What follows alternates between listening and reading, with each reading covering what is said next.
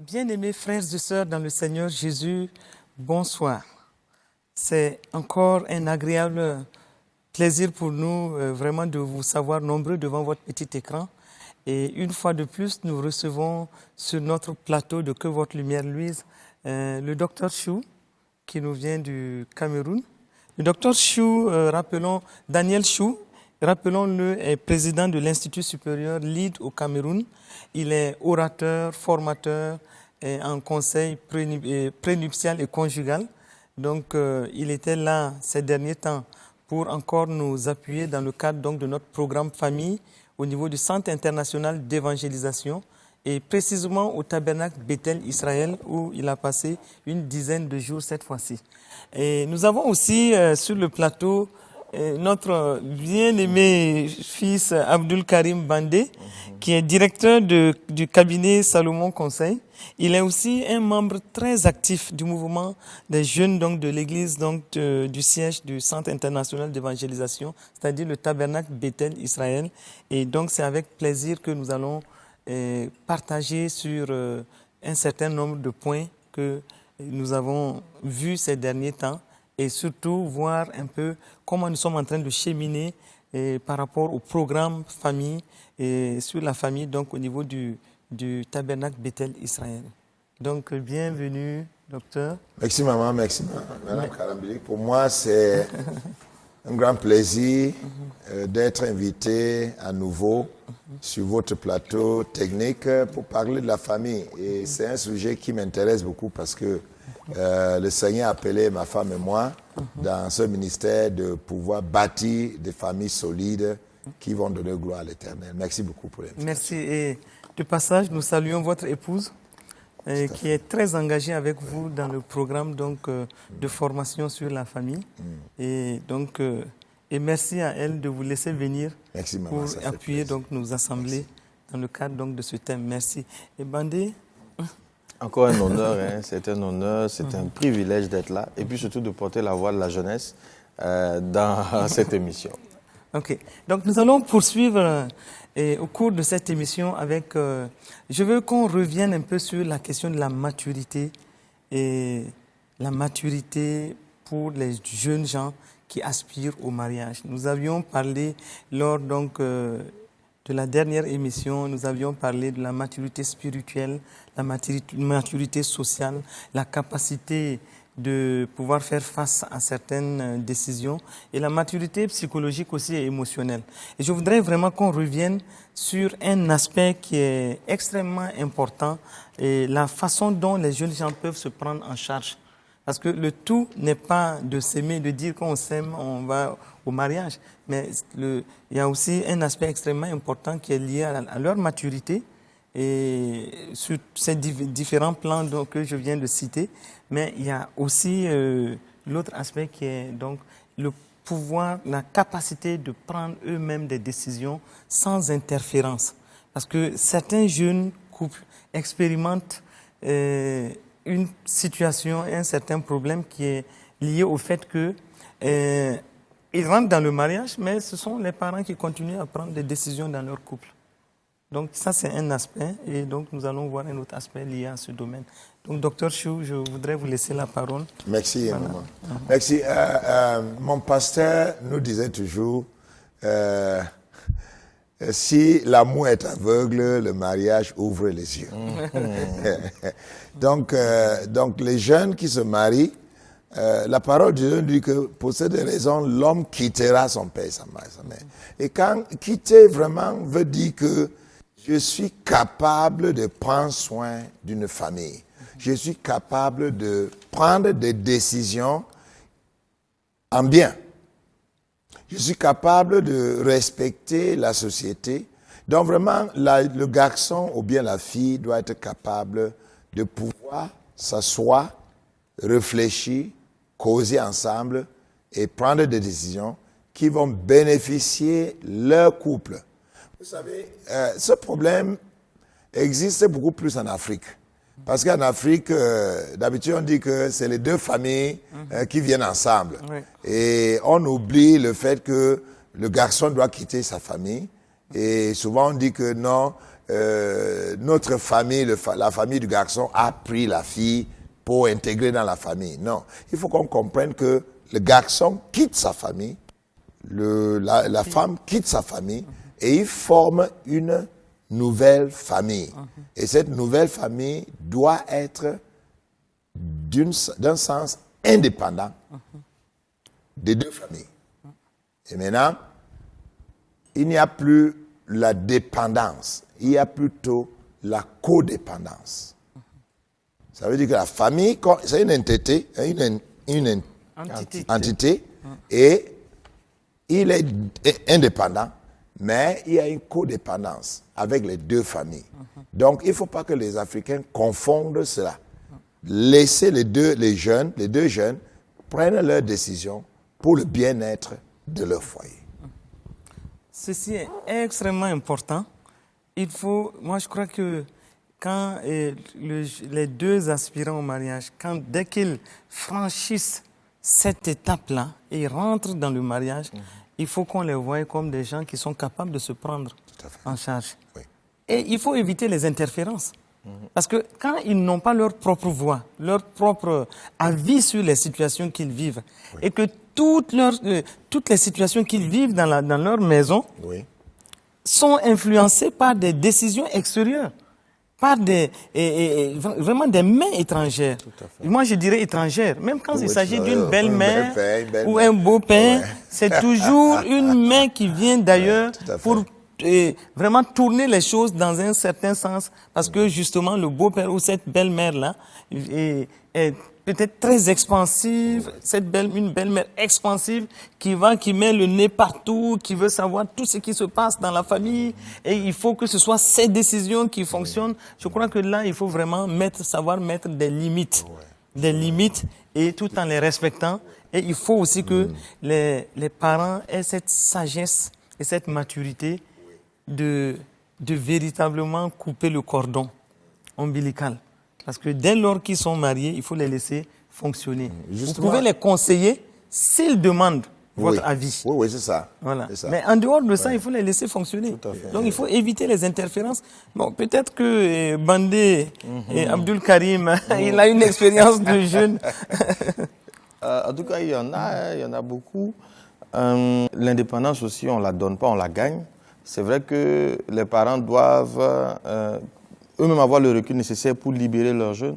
Mais je crois que c'est aux jeunes couples aussi de prendre leur indépendance, d'avoir le courage de prendre leur indépendance. Quand je regarde mon cas, c'est que ça dépend de comment chacun élève la parole de Dieu dans sa vie. Comment on la reçoit. Parfois, on l'entend et elle sort ici. On n'en fait pas un sujet de transformation de nos vies. Moi, j'ai pris la décision avec mon épouse. Je me souviens qu'il y avait eu un pasteur qui était passé un jour. Il a prêché même en langue morée et pas en français.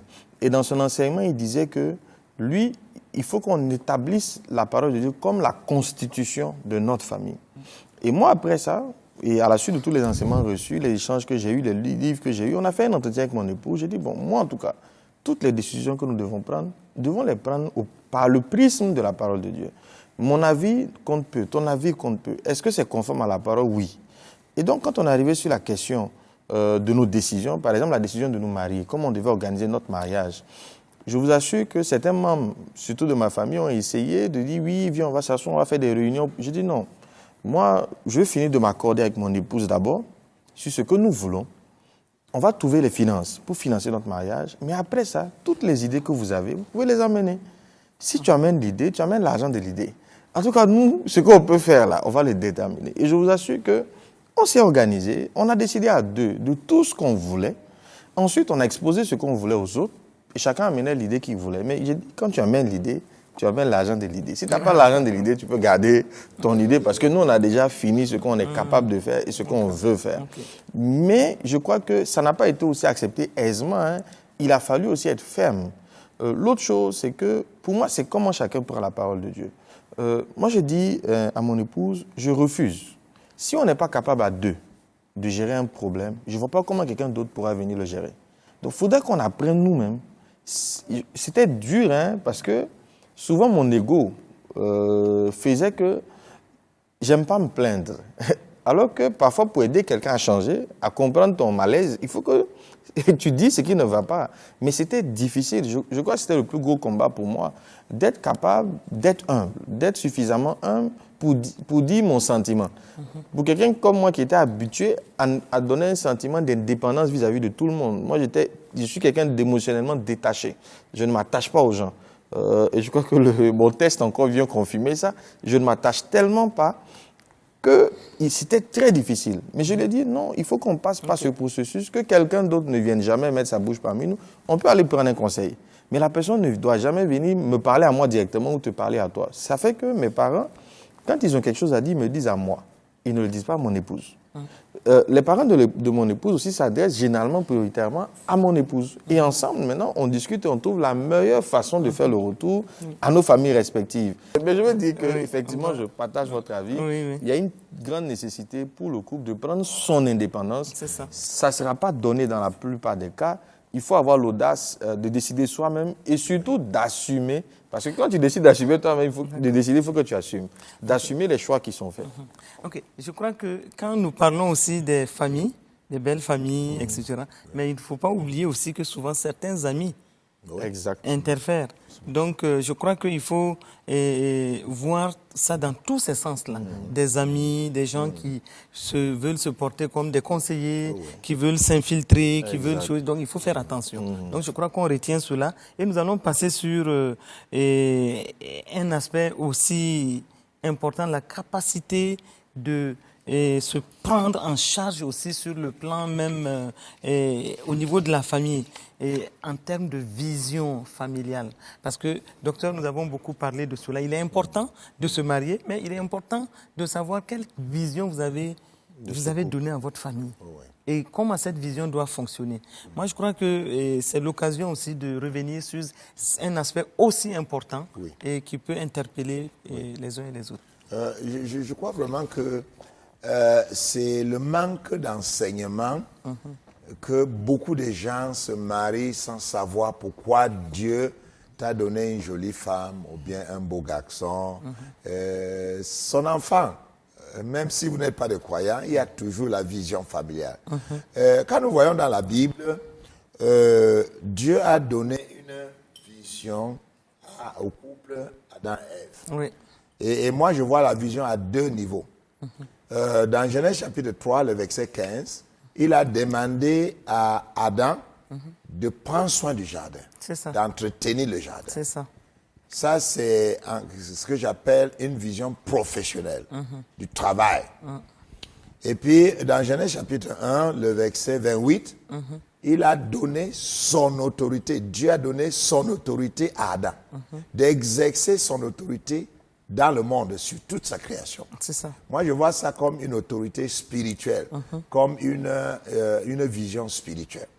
Donc, je dis que chaque foyer doit avoir soit une vision professionnelle qui aura un impact spirituel, soit une vision spirituelle qui va avoir un impact professionnel, ou bien une vision professionnelle et une vision spirituelle.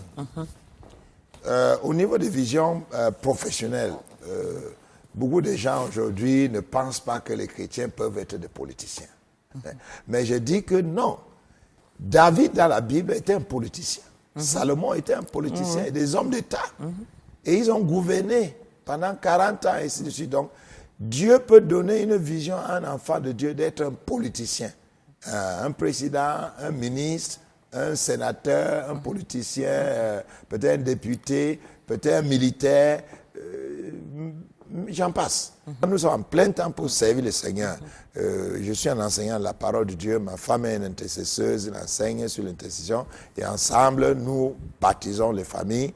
Donc, il y a des couples qui sont appelés à être des serviteurs de Dieu, soit les deux en plein temps, soit un qui va servir le Seigneur et l'autre sera en appui.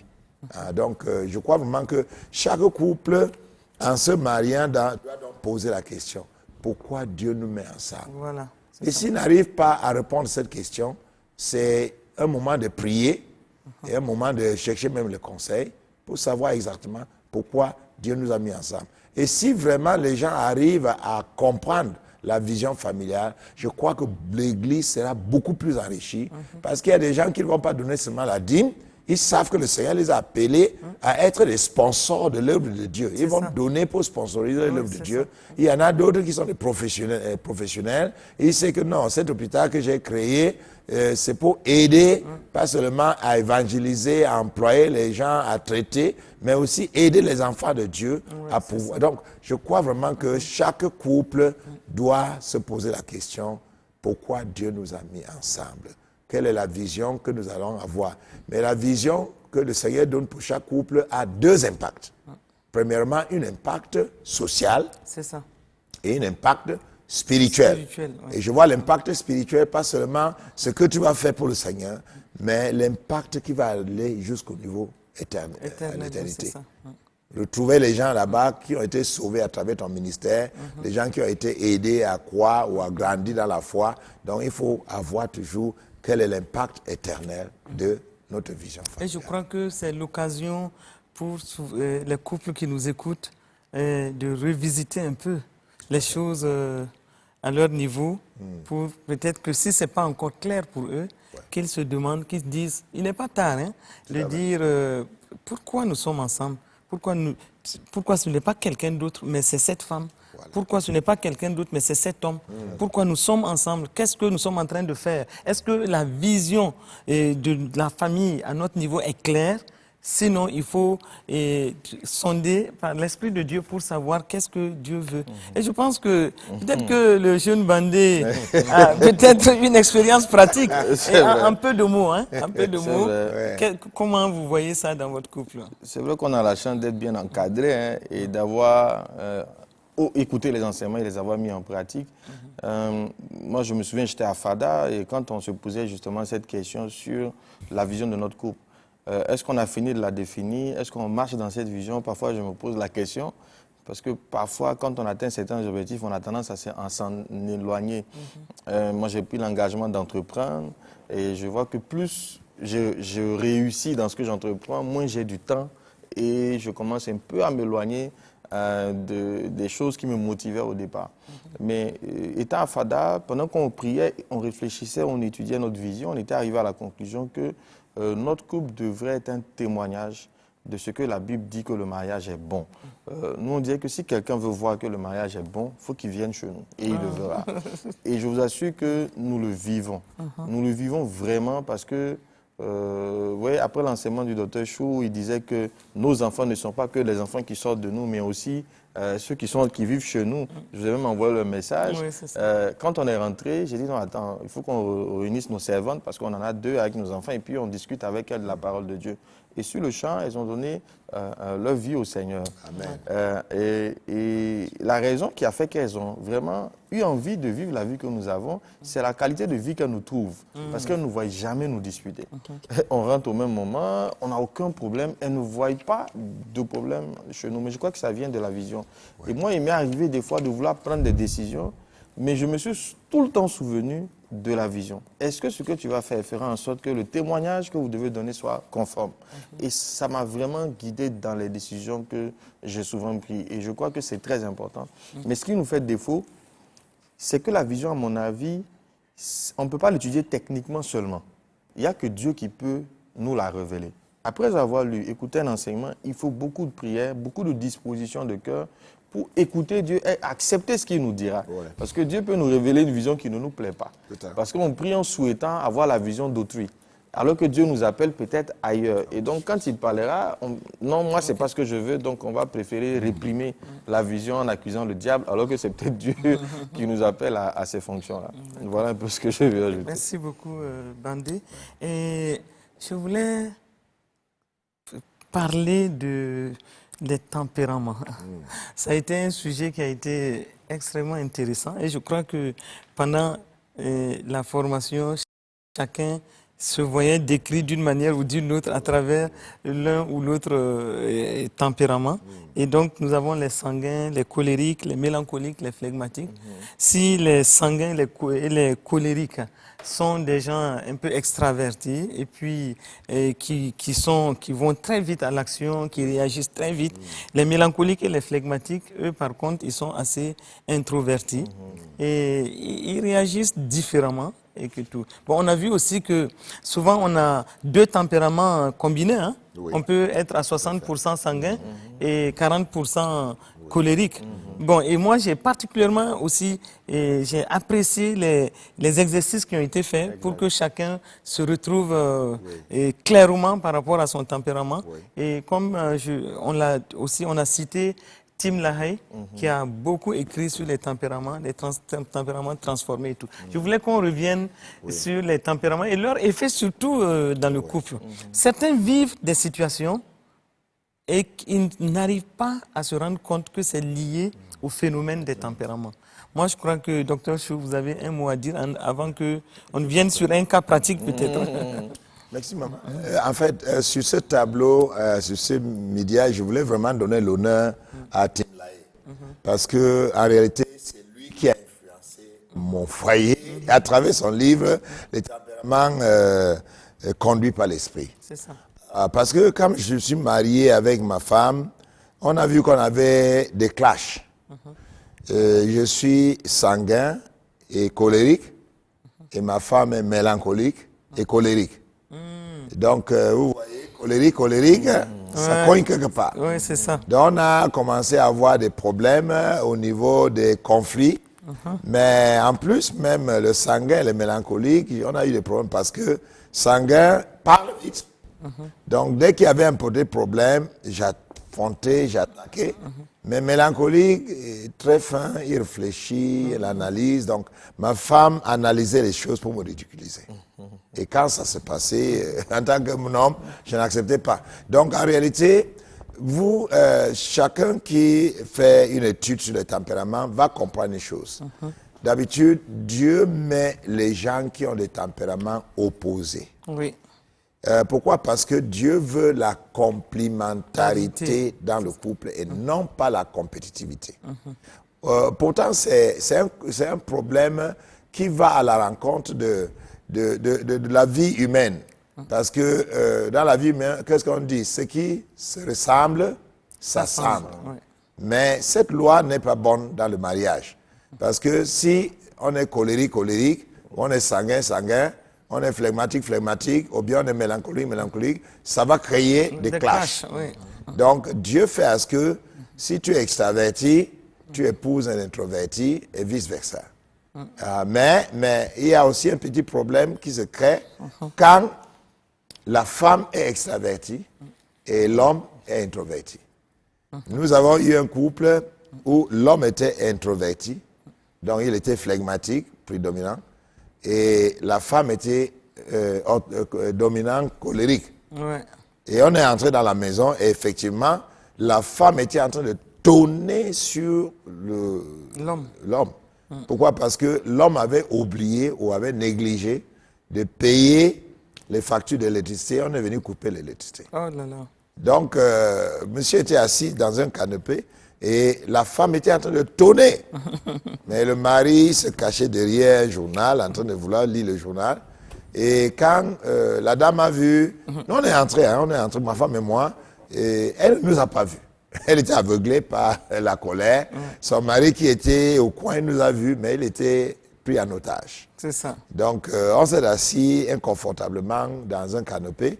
Et la femme est encore descendue avec des talons pour arracher le journal de son mari. Vous imaginez le comportement d'une femme envers son mari. Ouais.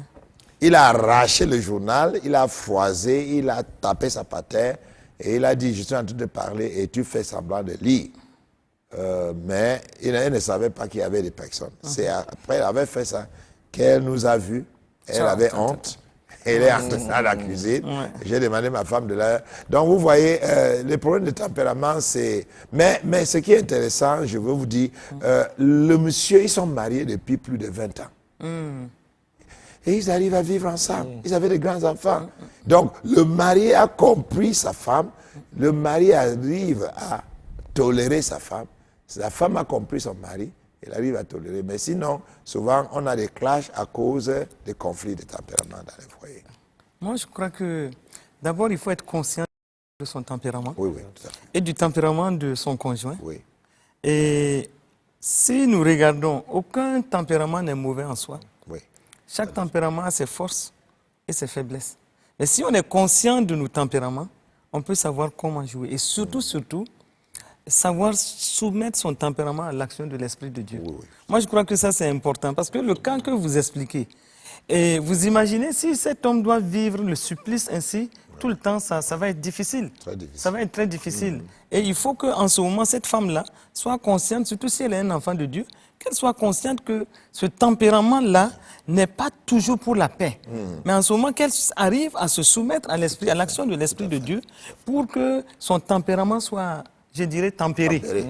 Tempérament tempéré. Absolument. Voilà. C'est bien dit. Voilà. Et Ouais. donc, en ce moment, ça peut apporter la paix. à fait. Sinon, quand c'est bien géré, Ouais. c'est des deux tempéraments qui se complètent. Oui. C'est merveilleux. On voit que l'homme et la femme se complètent merveilleusement. Moi, je crois que nous allons peut-être nous permettre de demander à Abdul Karim Bandé comment ça se passe chez vous. Et ça sera le cas pratique. Ouais. Et vraiment, en résumé. D'accord. Donc déjà, c'est de faire un mea culpa au docteur Chou, parce que je suis communicateur, formateur, c'est mon métier. Et puis, j'ai toujours trouvé que le modèle des tempéraments n'était pas très sérieux, parce que je n'arrivais pas à voir les nuances entre les différents tempéraments. Et je crois aussi dans cette thèse qui veut qu'on peut tellement changer les valeurs à travers des techniques comme le pardon, la proclamation, que, à mon avis, c'était pas très sérieux. Mais avec l'approche que vous avez eue, surtout le test, qui, en tout cas, était très révélateur, et je salue vraiment votre démarche de non seulement parler des tempéraments, mais de permettre aux gens aussi de pouvoir mesurer leur tempérament. Parce que je crois que c'est ça qui donne cette dimension pratique, utile à votre démarche. Et depuis lors, donc, je comprends mieux le mien. Et je sais qu'en communication, la puissance, notre capacité à influencer les autres dépend pour beaucoup de ce qu'on sait d'eux. Plus vous connaissez quelqu'un, plus vous pouvez communiquer avec elle. Et se connaître soi-même et connaître l'autre est fondamental.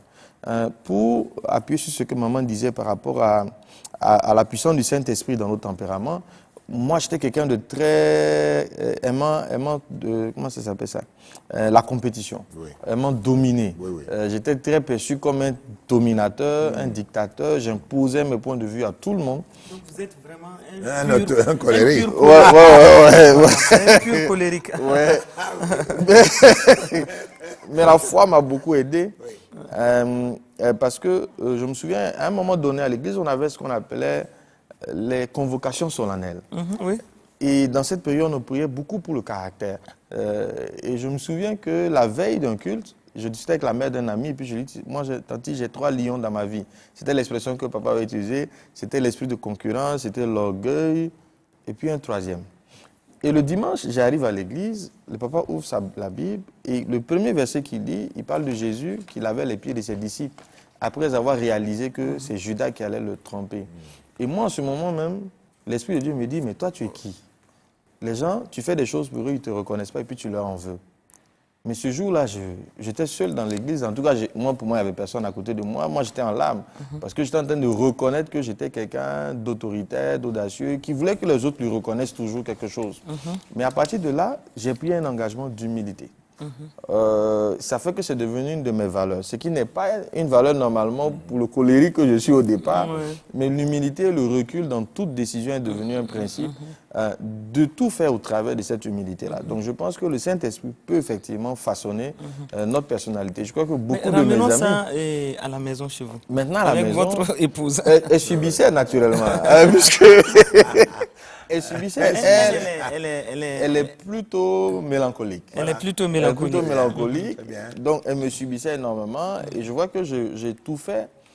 Sa personnalité, puisque c'est moi qui décide de tout, seul maître à penser, même avec mes amis, même avec tous ceux qui m'entouraient, en tout cas, avaient ce sentiment que j'avais tendance à les rendre comme moins intelligents, parce que c'est toi qui sais tout, qui pense tout. Donc, à un moment donné, par humilité, j'apprenais parfois à m'aligner sur le point de vue des autres. Même quand je n'étais pas d'accord, bon, je trouvais la formule pour leur donner raison. Et puis, bon, ça a permis effectivement d'améliorer beaucoup. Aujourd'hui, mon épouse me parle, elle me dit ce qu'elle pense.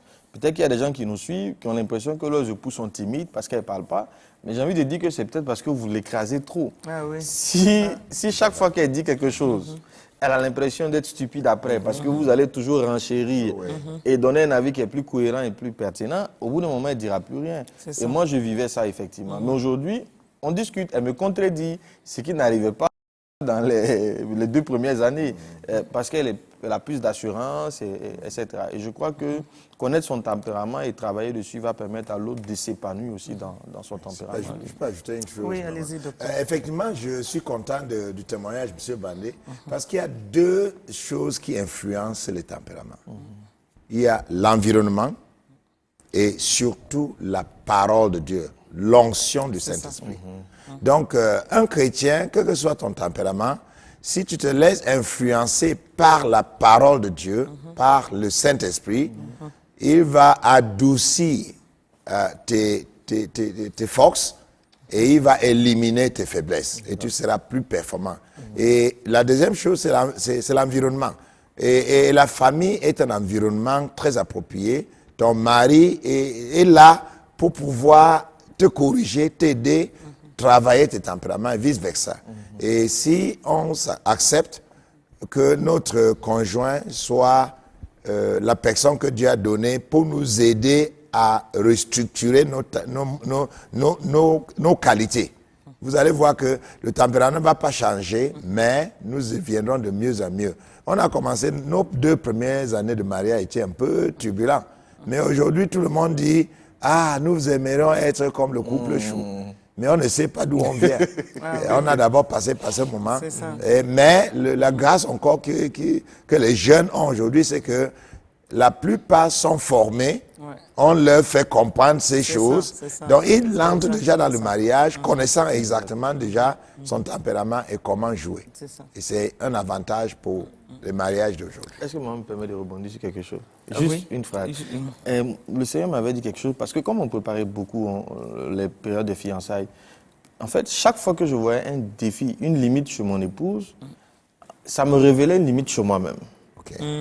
Soit parce que j'ai pas assez de patience, j'ai pas assez d'humilité. Donc, à un moment donné, j'arrivais à voir dans chaque défaut que je trouvais à ma fiancée un problème à corriger chez moi et non chez elle.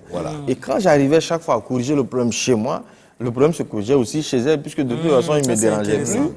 Et puis, deuxièmement, j'étais plus adapté à l'aider, elle, à en sortir.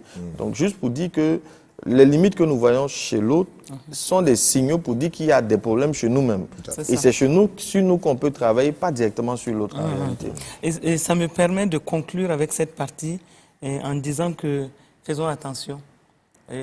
Les tempéraments, certes, mais quelle est la place que nous laissons à l'Esprit de Dieu? Absolument. Et par rapport à ce que nous considérons comme un tempérament. Et si tu es sanguin, tu réagis très vite, tu parles peut-être un peu trop, et puis bon, et si tu es colérique, tu t'imposes, et puis tout tourne autour de toi, et puis etc. Mais quelle est la place de l'Esprit de Dieu dans tout cela? Ça, c'est une question que chacun doit poser. Et puis aussi, il faut toujours qu'on se dise que, en tant qu'enfant de Dieu, l'amour doit guider tout ce que nous faisons. Absolument. Tout à fait. Voilà. Est-ce que si même on est sanguin, colérique, mélancolique ou phlegmatique, est-ce que notre tempérament est imprégné de l'amour de Dieu? Est-ce qu'on voit l'amour à travers ce qu'on fait? Et je pense que l'amour est la première marque de la nouvelle création. Oui. Et donc, il faut agir avec cela et se rappeler toujours que Galates 5:22 doit être le fruit de l'esprit doit nous guider dans tout ce qu'on fait.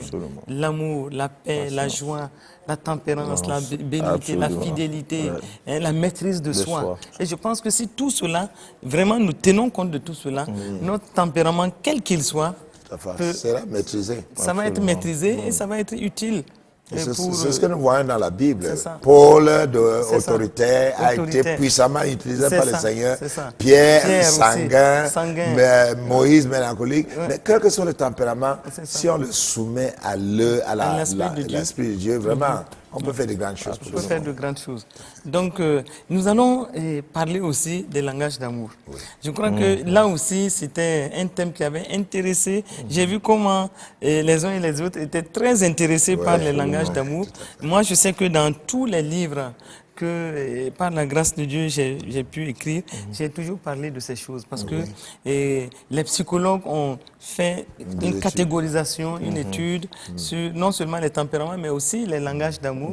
Et si les psychologues en parlent, et surtout Gary Chapman, pour ceux qui connaissent les livres de Gary Chapman, tous ces livres parlent des langages d'amour parce que c'est extrêmement important. Donc, parmi les langages d'amour, il y a la parole valorisante, c'est-à-dire ce que le docteur Chou a dit, caractérisé de paroles d'affirmation. Et il y a le toucher affectionnel, il y a les cadeaux, donner et recevoir des cadeaux. Il y a donc l'action de rendre des services. Et puis, je crois que passer des temps de qualité. Voilà. Donc, nous avons beaucoup parlé donc, de ces différents langages d'amour. Et on a vu aussi à quel point c'est extrêmement important. Donc, c'est un langage qu'il faut parler. C'est-à-dire, mais il faut savoir, pouvoir discerner quel est le langage d'amour de ton conjoint et quel est toi-même ton langage d'amour. Et donc c'est important. Et je me rappelle encore du témoignage que le docteur Chou a donné et sur son propre cas. Et il disait que pendant 18 ans, il ne savait pas quel était le langage d'amour et sa femme ne savait pas. Et puis bon, peut-être vous pouvez revenir sur ces choses. Oui. En réalité, je dois beaucoup à M. Gary Chapman. Parce que c'est son livre qui a transformé mon foyer. Parce que jusqu'à 17 ans, 18 ans de mariage, on ne connaissait rien de langage d'amour. Et je suis content qu'il parle de langage. Et encore, il parle aussi d'un flux d'amour qui doit être rempli par le langage d'amour. Le réservoir. Le réservoir. Moi, mon langage d'amour, c'est le temps de qualité. Mais je ne savais pas que le langage d'amour de ma femme était les paroles valorisantes, l'appréciation. Donc, chaque fois que je voulais manifester l'amour avec ma femme, je lui parlais mon langage d'amour. Je dis, mes chéris, sortons ensemble, prenons de l'air, amusons-nous, restons ensemble. Mais ma femme refuse. Elle dit, non, je n'ai pas le temps, je suis occupé. Mais je commence à me poser la question, mais je veux manifester l'amour envers cette femme. Mais pourquoi elle refuse mon amour? De la même manière, quand ma femme voulait me manifester l'amour, elle venait ajuster ma cravate, elle me regarde, elle dit que tu es beau, tu es bien habillé. Et ça ne me disait rien non plus. Donc vous voyez, on a donc vécu pendant 18 ans avec nos réservoirs d'amour qui étaient pratiquement vides. C'est quand j'ai lu le livre de Gary Chapman et que j'ai partagé pendant la dévotion matinale dans la maison, que chacun de nous a identifié son langage d'amour. Et le grand problème avec les langages d'amour, c'est quoi? Apprendre à parler le langage d'amour de ton conjoint. D'habitude, je sais comment parler mon langage d'amour. Et je me plais à parler mon langage d'amour. Mais connaître le langage d'amour de mon conjoint, c'est d'abord un problème. Et connaître, apprendre comment parler, manifester son langage d'amour, c'est encore là le grand problème. Donc aujourd'hui, j'ai appris à travers des années à parler le langage d'amour de ma femme. Et ma femme a aussi appris à parler mon langage d'amour. Et ça va plus loin. Ce n'est pas seulement au niveau des parents, c'est aussi au niveau des enfants. Il faut connaître le langage d'amour des enfants et vous adresser, créer une intimité, une relation avec l'enfant en lui parlant son langage d'amour. Et là, vous allez voir que ça va donner un plus dans les relations familiales. Et cette question, moi je dirais qu'il faut qu'on apprenne à lire les livres, parce que vous voyez, vous, c'est à travers un livre que vous avez pu détecter ce problème. Parce que tant que ce n'était pas résolu, ça allait être toujours une petite source de petites frictions. Et donc, il faut que les couples apprennent à se documenter, à lire, à savoir un peu qu'est-ce qui se passe dans le domaine, donc, le paysage même de la famille et tout. Et je pense que c'est extrêmement important. Et plusieurs passent à côté. Des temps de bénédiction parce qu'ils n'arrivent pas à se comprendre. Moi, je crois qu'il faut vraiment aller dans ce sens-là et permettre aux gens. Bon, il y a les langages d'amour, mais il y a aussi, à certaines occasions, il faut savoir marquer certaines occasions par vraiment des manifestations pratiques d'amour. Oui. Voilà. Le langage d'amour rentre en ligne de Tout compte. à fait. Mais quand même, Tout à fait. Tout à fait. quel que soit notre langage d'amour, mais quand même à des occasions, il faut pouvoir célébrer. se rappeler de l'anniversaire de votre épouse, de l'anniversaire de votre date La date de naissance, de naissance, de mariage, etc. Et ça, ce sont des choses. c'est des moments très marquants. Et je dois dire même que je crois que les femmes prennent cela particulièrement. Et quand vous étudiez la constitution d'un homme et d'une femme, vous allez comprendre que les hommes souvent négligent ces choses. Ouais.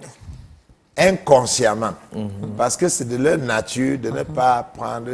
Mais les femmes sont très, très méticuleuses en ce qui concerne les anniversaires, les appréciations, les surprises. Hein. Donc, nous les maris, j'ai dit l'autre jour que nous les maris, on a tellement de gadgets aujourd'hui, que ce soit le portable, que ce soit l'ordinateur, que ce soit la tablette. Marquez l'anniversaire de votre femme, l'anniversaire de votre mariage, l'anniversaire des enfants, là-dessus. La femme n'a pas besoin de ces choses. Elle se rappelle. Elle va se Je ne sais rappeler, pas ça, si c'est c'est parce que vous accouchez les enfants. Et cette expérience-là vous permet de vous rappeler pas seulement des dates, mais des détails. Des détails. Mais des nous détails. autres, on oublie. En tout cas, je suis du même avis. Hein. Ah oui. Moi, je ne me rappelle pas. Il faut un effort. Il faut Facebook pour me dire anniversaire 2. C'est ça. Il faut que j'aille fouiller dans sa pièce. Je sais que c'est en novembre, mais c'est quel jour exactement. Donc, effectivement, on ne fait pas attention aux détails. Et puis, pour rebondir aussi, si j'ai l'occasion, par rapport à ces langages d'amour, moi je dis, on communique tous, mais on communique inconsciemment. On communique inconsciemment et justement la formation permet d'amener sa communication à un niveau conscient. Et cette communication qui est de fait inconsciente fait qu'on donne aux autres ce que nous on veut recevoir. Comme Dr Chou l'a dit, on a tendance à donner notre langage d'amour, mais on ne le fait pas exprès, on le fait inconsciemment. Maintenant, se former, lire, qui est tellement important, moi j'ai envie de dire, j'ai plus de 500 livres et je crois que j'ai lu au moins 80%. Et lire, c'est pas juste, c'est trop fondamental. Je ne sais pas pourquoi en tant que jeune on refuse de lire. Alors que sans ça, on ne peut pas avancer. Et quel que soit le problème qu'on rencontre, quelqu'un l'a déjà rencontré, il a déjà écrit dessus. Allons chercher, lisons-le et gagnons du temps. Parce qu'on peut gagner énormément de temps en lisant. Et je crois que les livres de maman sur les sujets, c'est des gains de temps parce que c'est des années de recherche. Voilà, tout à fait. Les livres du docteur Chou, c'est des années de recherche sur la problématique. Moi, en tout cas, je sais qu'aujourd'hui, c'est l'éducation des enfants qui est un de mes défis. Parce qu'ils sont au primaire maintenant. Bientôt, c'est l'adolescence. Mais du coup, il faut que je commence à étudier. Je ne dois pas attendre de me retrouver dedans pour voir maintenant comment je fais. Et donc, tous les couples qui sont en difficulté aujourd'hui, qui constatent de l'incompréhension, il y a peut-être un problème de tempérament, il y a peut-être un problème de langage d'amour. Et ce n'est pas seulement chrétien, parce qu'il y en a qui nous suivent qui ne sont pas chrétiens. C'est des sciences, c'est de la psychologie. Qui a été éprouvé et tout le monde peut les utiliser. En tout cas, dans mon cas, ce que je ne sais pas faire toujours et qui me demande un grand effort, c'est de faire cadeau à ma femme. Mon langage d'amour, c'est les temps de qualité. Et je viens de comprendre maintenant pourquoi j'ai eu des problèmes avec mon petit frère qui vivait chez moi, qui lui est quelqu'un de très isolé, au point où on ne se parle presque pas. Mais je me réalise que mon attente était beaucoup liée au temps de qualité vis-à-vis de lui. Et il ne me l'a jamais rendu. Et donc, du coup, il y a une réaction aussi qu'on va avoir, qui va être aussi soit de nier la relation, de se détacher ou de réagir aussi en fonction. Mais je viens juste de me rendre parce que j'ai étudié maintenant mon langage d'amour, que la raison peut-être pour laquelle on ne s'entend pas, c'est que lui, il a un langage différent du mien. Et que le mien étant le temps de qualité, comme il ne me donne pas l'occasion de ces temps de qualité, je réagis aussi pour plus demander, mais il ne comprend pas, il ne me donne pas. Finalement, la relation essaie de dégrader avec le temps. Donc, je crois que voici un travail que je dois faire pour corriger et surtout, ma relation avec lui. Parfaite réconciliation, tout en comprenant comment agir désormais. Exactement. Et juste avant de passer à l'autre sujet qui est d'une importance capitale et l'éducation des enfants. Je voulais juste donner ce témoignage je l'ai par moments donné quand je parle de la manifestation pratique de l'amour et surtout dans des occasions d'anniversaire. Je parle souvent de cet homme-là qui, juste 1 an après le mariage, avait oublié sa date d'anniversaire de mariage. Oui, ça c'est nous. C'est nous. Je ne dirais pas tous moi, les je fais hommes. un effort même pour me rappeler. Ça c'est... Vous voyez? Oui. Bon, et il oublie, et sa femme qui était enceinte était vraiment dans un inconfort parce que elle s'est levée le matin, elle croyait qu'elle allait trouver un bouquet de fleurs et puis vraiment de gentils mots de la part de son mari qui avait totalement oublié que c'était l'anniversaire de mariage. Et il est parti au travail. Et toute la journée, la femme a attendu, elle croyait, et elle attendait une surprise, mais qu'elle n'a jamais eue. Et le soir, le monsieur rentre, il ne s'est toujours pas rappelé que c'était l'anniversaire du mariage, le premier. C'était important pour la femme. Et donc, il arrive et dit, mais ma chérie, qu'est-ce qui se passe? Depuis le matin, tu n'as pas l'air bien. Elle dit, ah bon, donc tu as oublié que c'est notre anniversaire de mariage. Et le monsieur qui dit, mais oh, attends, donc c'est pas tard là. Il a couru au premier supermarché, il est revenu avec un cadeau, c'était bien emballé, plus une carte. La femme dit, ah, au moins. Au moins. Mais elle n'était pas au bout de sa surprise. Elle ouvre la carte. Et sur l'enveloppe, elle regarde, c'était une carte d'anniversaire de naissance. Il a confondu encore. Et après, elle dit, mais chérie, c'est notre anniversaire de mariage. Elle dit, mais oh non, c'est la même chose. En plus, elle ouvre le gros paquet, elle se rend compte que c'était un gros paquet de pop-corn.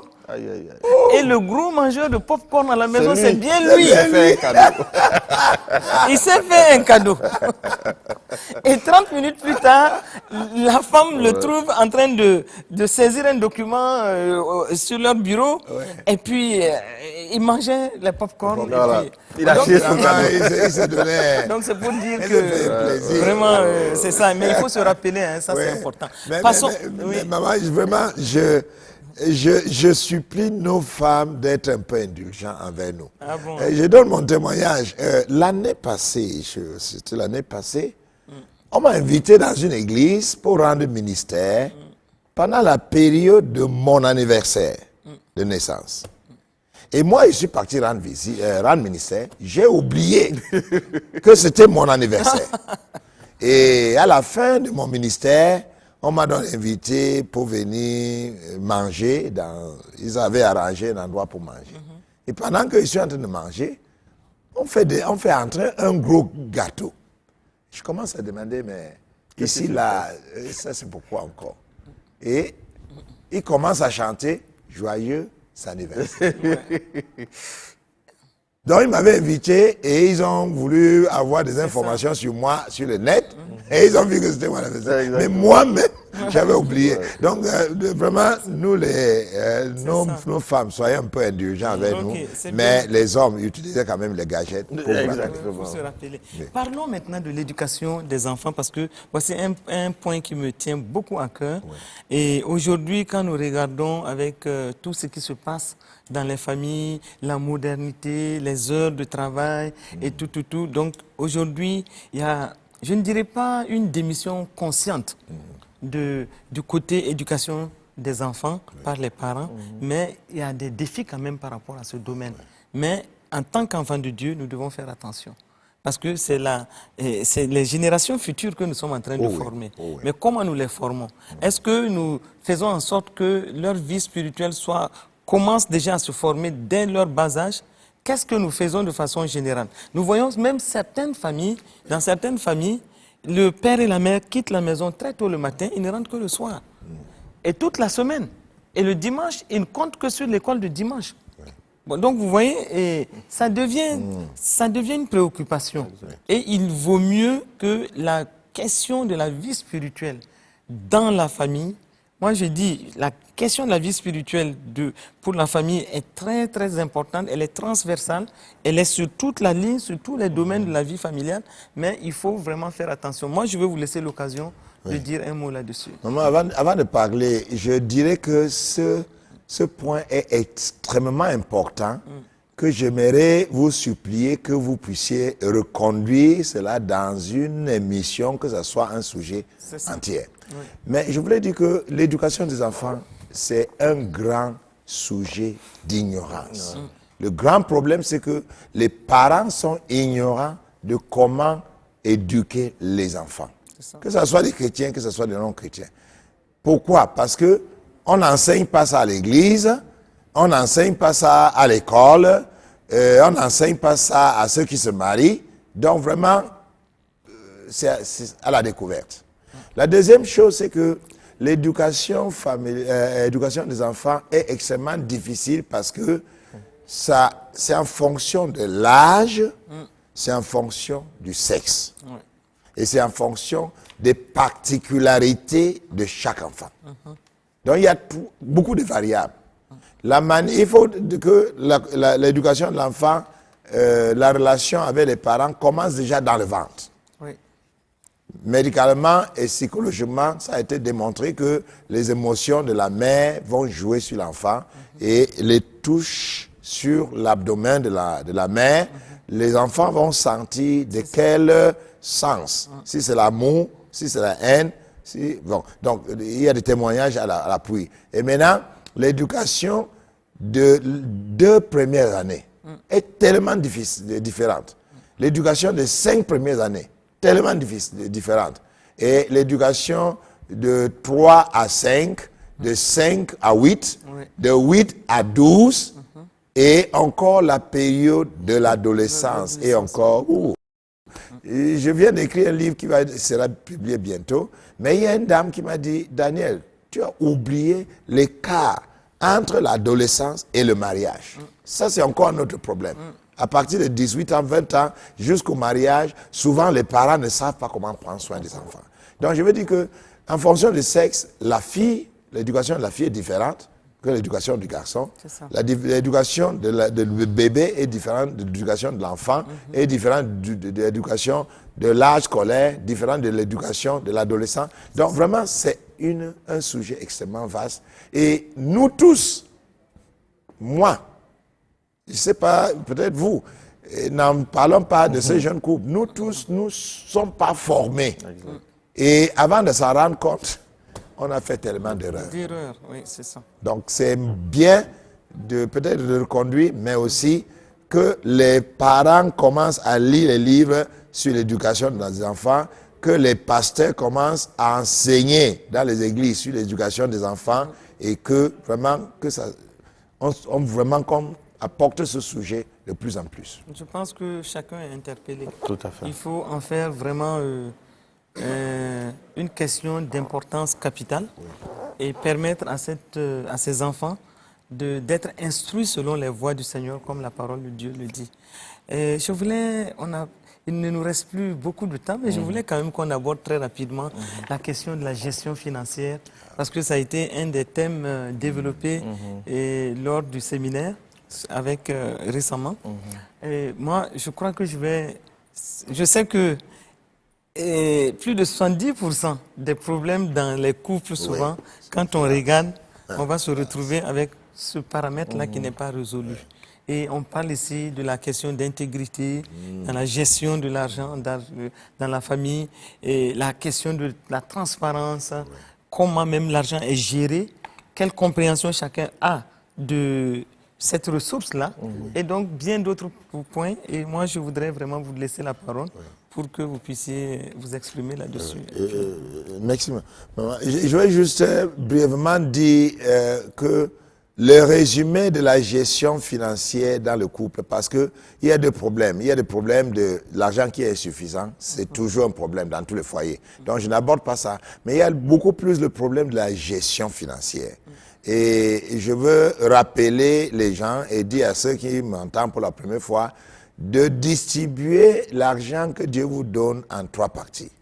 X, Y et Z. X, c'est la partie de l'argent qui appartient à Dieu. C'est les dîmes, c'est les offrandes.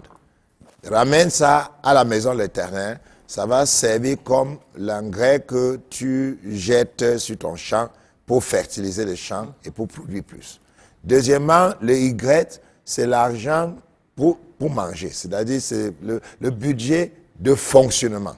Donc, le loyer, les factures, la nourriture, l'habillement, même la scolarité des enfants.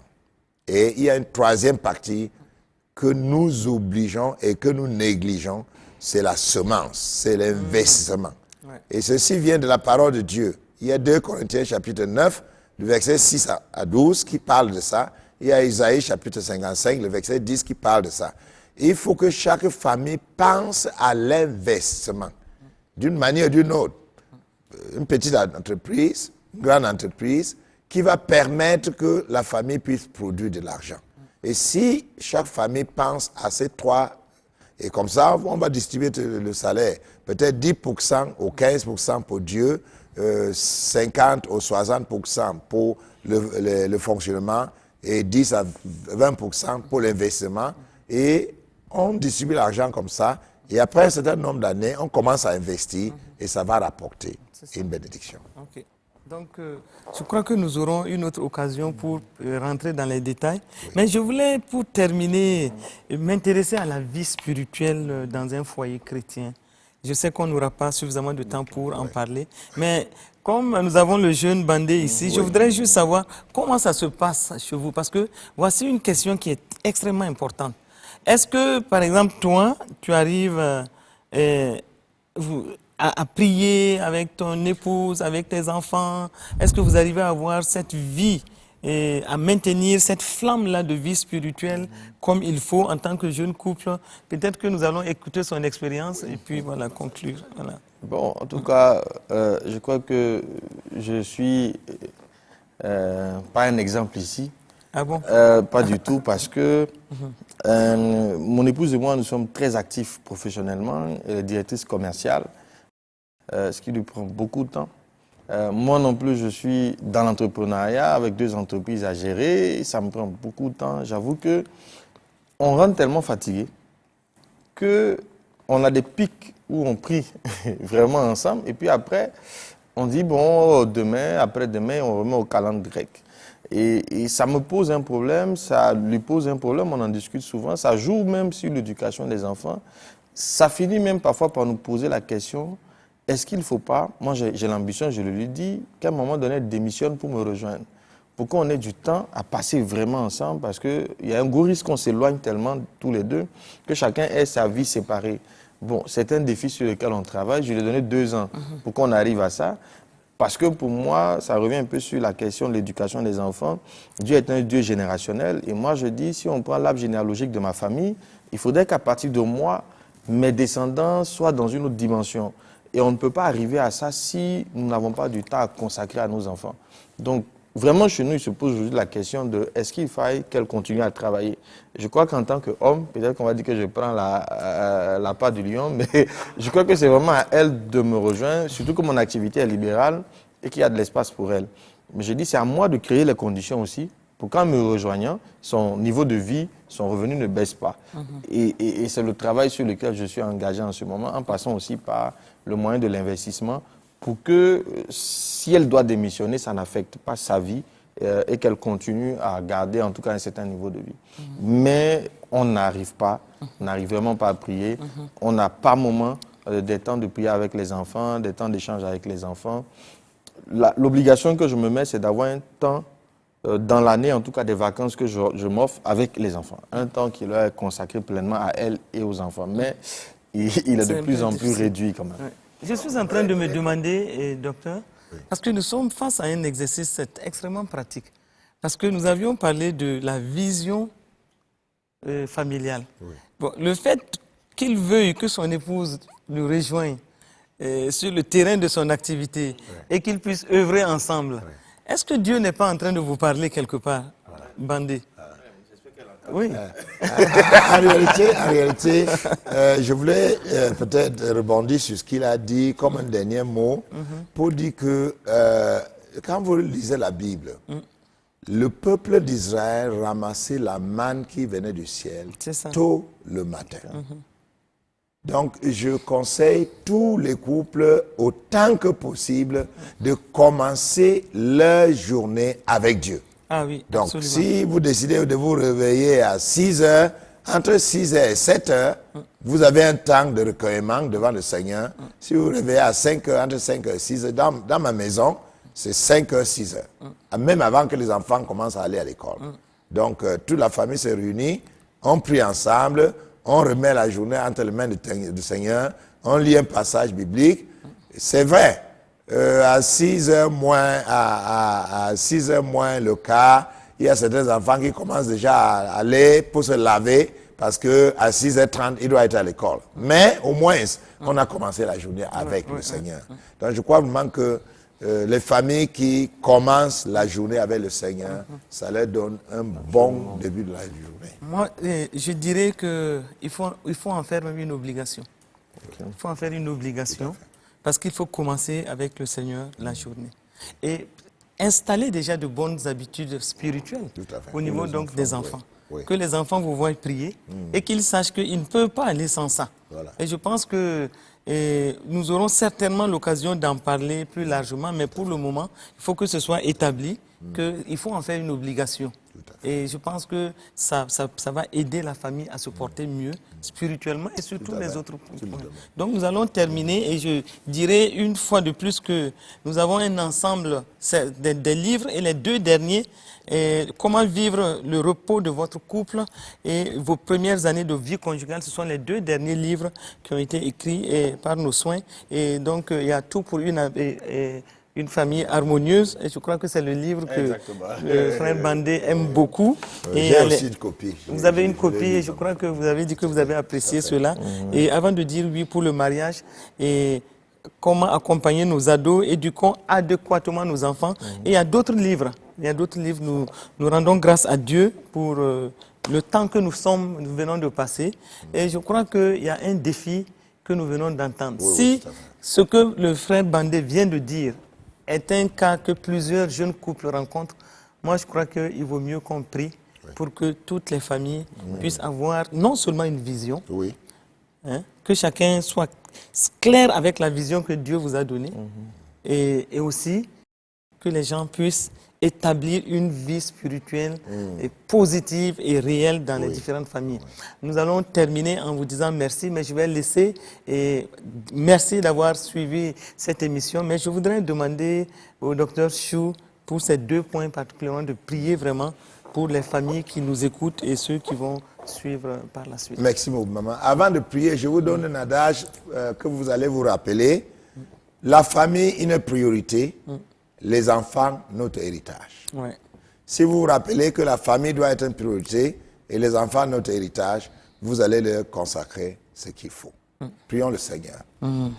Merci Seigneur pour ce moment que nous passons devant toi et pour tous nos auditeurs, auditrices, ceux qui seront impactés en tant que des individus, en tant que des familles, à travers cette émission. Seigneur, nous prions pour toutes les familles, que tu les accordes la grâce de s'asseoir, de réfléchir, de causer, pour sortir avec des visions familiales et de pouvoir décider comment ils vont vivre leur vie spirituelle dans le foyer afin d'impacter la vie des enfants. Seigneur, sachant que leurs enfants, c'est l'héritage le plus important que tu nous as donné selon ta parole dans Psaume 127. Seigneur, accorde-nous la grâce d'attribuer assez du temps pour éduquer nos enfants dans la crainte de l'Éternel, pour les élever, notre Dieu, comme des nations saintes, des hommes et des femmes qui vont impacter pas seulement leur génération, mais les générations successives après eux. Je prie après tout que chaque couple puisse prendre l'engagement, Seigneur, qu'ils ne vont pas perdre leurs enfants dans la drogue, Seigneur, dans l'homosexualité, dans l'immoralité et dans toutes ces choses, Seigneur, qui sont en train de menacer nos enfants aujourd'hui. mais que chaque couple prend l'engagement qu'ils vont éduquer leurs enfants dans la crainte de l'Éternel et qui seront des modèles pour que ces enfants grandissent dans le Seigneur. Nous voulons te rendre grâce et te bénir. Merci encore pour toutes les familles que tu bénis à travers cette émission. Et nous prions notre Dieu que tu continues à bénir ce ministère de l'Impact TV afin que le monde en bénéficie au nom du Seigneur Jésus. Amen. Amen. Merci à vous qui avez suivi cette émission et nous nous retrouvons la semaine prochaine, Dieu voulant, et que la grâce du Seigneur vous accompagne tout au long de cette semaine. Amen. Si vous voulez vivre un foyer parfait sans Jésus, c'est en vain. Pour expérimenter cette parole que vous venez d'écouter, il vous faut faire la rencontre avec le Seigneur Jésus. Si vous êtes prêt à le faire, répétez avec moi cette courte prière. Seigneur Jésus, tu es l'agneau de Dieu qui a pris mes péchés et qui est mort pour moi à la croix. Aujourd'hui, je te reçois dans mon cœur comme sauveur de ma vie. Seigneur Jésus, je confesse de ma bouche que tu es Seigneur de ma vie et maintenant, je reçois non seulement le pardon de mes péchés, la purification de mes péchés, mais je reçois aussi un nouveau cœur. Le Saint-Esprit me fait naître de nouveau dans le royaume des cieux. Maintenant, Dieu lui-même est mon Père. Je suis membre de la famille de Dieu et je bénis le Seigneur Jésus. Merci à Dieu pour la vie éternelle, la vie divine que j'ai maintenant. Amen. Si vous avez fait cette prière avec moi, sachez que vous êtes devenu un enfant authentique de Dieu vivant et que vous pouvez désormais lui parler directement, lui présenter toutes les situations de votre vie et de votre famille, et il vous conduira, il viendra à votre secours. Aussi, nous sommes disposés à vous accompagner dans cette nouvelle vie en Christ pour vous aider à connaître davantage Dieu et ses voies.